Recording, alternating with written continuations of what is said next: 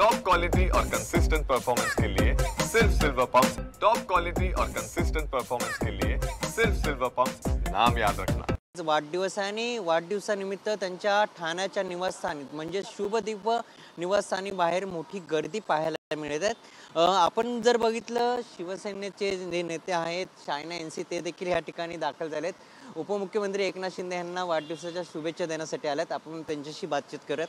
Madam, आज उपमुख्यमंत्री एकनाथ शिंदे यांचा 61वा वाढदिवस आणि 61व सन्मान चिन्ह देखील देण्यात आहे। विविध कार्यक्रम पार पडणार आहेत। आमचे डेडिकेटेड कॉमन मॅन म्हणजे आमचे DCM आमचे नेता एकनाथजी शिंदे त्यांना अभिनंदन।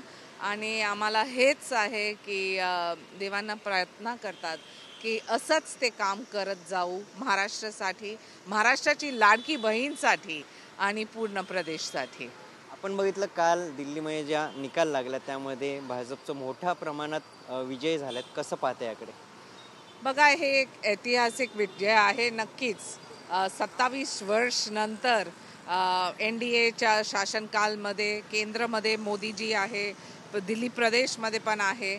आणि बघा की अरविंद केजरीवालचा हार असो किंवा सोमनाथ भारती किंवा सत्येंद्र जैन किंवा इतकी मनीष सिसोदिया, एकच नेता नाही त्यांच्याकडे आता राहिलं, फक्त आतिशी आहे। आणि मला वाटते की हेच एक रेफरेंडम जे तुम्ही बघितलं हरियाणामध्ये, महाराष्ट्रामध्ये, दिल्लीमध्ये कायम असणार पूर्ण प्रदेशमध्ये।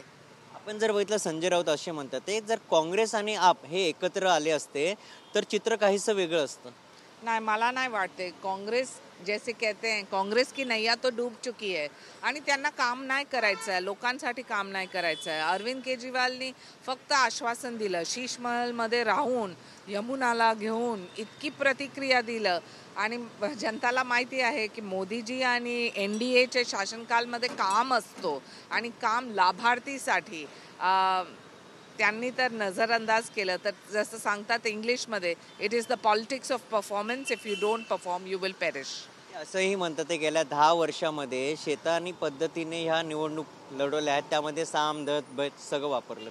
बघा, राहुल गांधीला कोण सिरियसली नाही घेत आणि इलेक्शन कमिशनने जे काम केलं ते स्पष्ट रूपमध्ये पब्लिक डोमेनमध्ये आहे। कधी ते सांगतात की 70 लाख वोट वाढलं, 1 करोड वोट वाढलं। अरे, इलेक्शन कमिशनने आकडे दिलं 48.8 लाख फर्स्ट टाइम वोटर्स जे लोकसभा आणि विधानसभाच्या मध्ये जे आले आणि वोटिंग लिस्टमध्ये आहे, नक्कीच तर वाढणारच ना, याच्यात काय रॉकेट सायन्स नाही। परंतु राहुल गांधीला समजायला खूप त्रास होते। आपण जर बघितलं महाराष्ट्र घोटाळे झाले तेव्हा अण्णा हजारे काही बोलले नाही, मात्र केजरीवालांचा पराभव झाला तर त्यांच्या चेहऱ्यावर एक आनंद। केजरीवाल म्हणजे एक फ्रॉड कंपनी, आम आदमी म्हणतात पण आहे खास आदमीच। जितकी पैसे खर्च करतात, जे जनतासाठी आश्वासन देत ते नाही करत तर जनतांना माहिती पडणार। आणि 11 साल हे झेलून दिल्लीने आता एक ऐतिहासिक निर्णय घेतला, तर अभिनंदन एक वोटरला की तुम्ही इतकी महत्त्वपूर्ण इलेक्शनमध्ये असं एक नतीजा दिला। संजय राऊत असे म्हणतात ते मनोज जरांगे पाटीलचं जे आंदोलन सुरू आहे ते मागे टाकण्यासाठी सुरेश जस यांना पुढे केलं जाते। कोण आहे संजय राऊत? प्रतिक्रियाची गरजच नाही। दर सकाळी बडबड करायचं, कधी कधी काउन्सिलिंग पण करा सकाळी सकाळी।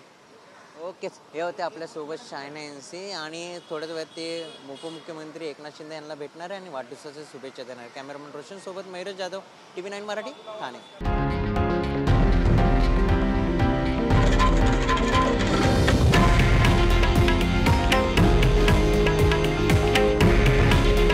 हे आहे देशातील नंबर 1 न्यूज नेटवर्क आणि आपण पाहत आहात TV9 मराठी।